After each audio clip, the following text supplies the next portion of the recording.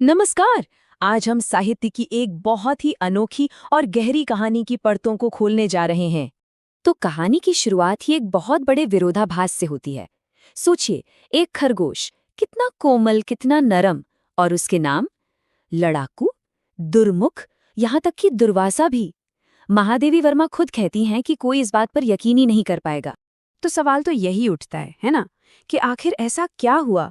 एक खरगोश जिसे हम सब डरपोक और शांत समझते हैं, वो इतना ज्यादा गुस्सैल कैसे हो सकता है? चलिए आज इसी रहस्य से पर्दा उठाते हैं। तो चलिए सबसे पहले दुर्मुख के स्वभाव को ही ठीक से समझते हैं। वो आखिर था कैसा?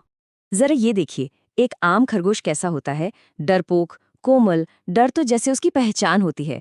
अब देखिए दुर्मुख को, वो एकदम उल्टा था, आक्रामक, किसी से न डरने वाला और हर किसी पर हमला करने के लिए हमेशा तैयार। और उसके इसी स्वभाव ने उसे एक नहीं बल्कि कई नाम दिए। माली के लिए वो लड़ाकू था। लेखिका की जो छात्राएं थीं वो उसे दुर्मुख कहती थीं, मतलब जिसका मुंह ही खराब हो। और खुद महादेवी वर्मा ने उन्होंने तो उसे महान क्रोधी ऋषि दुर्वासा का ही नाम दे दिया था। सिर्फ स्वभाव ही नहीं, दुर्मुख दिखने में भी बहुत अजीब था। जरा कल्पना कीजिए, एक तरफ काला कान और ठीक उसके नीचे काली आंख, और दूसरी तरफ सफेद कान और उसके नीचे लाल आंख। देखकर ऐसा लगता था मानो दो अलग अलग खरगोशों को बीच से जोड़ दिया गया हो। तो सवाल ये है कि वो ऐसा बना कैसे? इसकी जड़ें उसकी कहानी की शुरुआत में ही छिपी हैं। उसकी जिंदगी की कहानी एक बहुत ही भयानक रात से शुरू होती है। सोचिए, एक छोटा सा खरगोशों का परिवार अपने बिल में, तभी एक बिल्ली हमला कर देती है। सुबह जब होती है तो उस पूरे परिवार में से सिर्फ एक बच्चा जिंदा बचता है, अपनी मरी हुई माँ के शरीर के नीचे छिपा हुआ। वो अकेला था। वो इतना छोटा था, इतना ज्यादा छोटा कि उसे रुई की बत्ती से दूध पिलाना पड़ता था। लेखिका ने उसे अपने पास रखा, अपनी आंखों के सामने।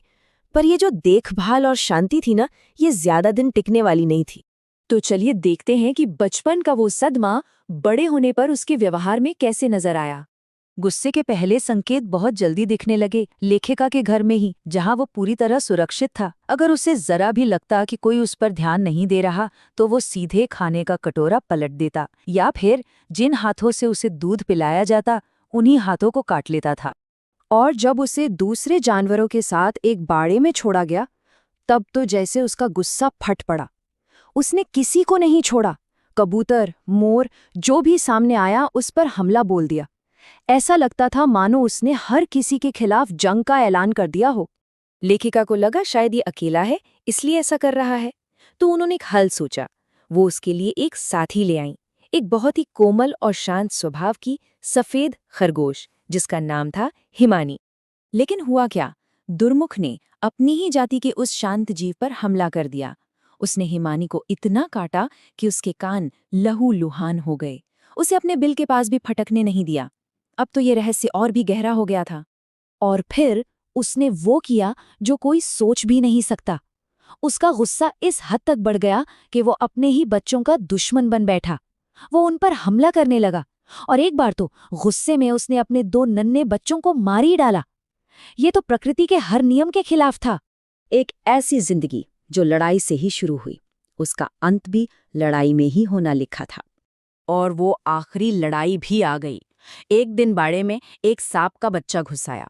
अब देखिए, दुर्मुख चाहता तो आराम से भाग सकता था, अपनी जान बचा सकता था, लेकिन वो दुर्मुख था, उसकी फितरत में भागना था ही नहीं।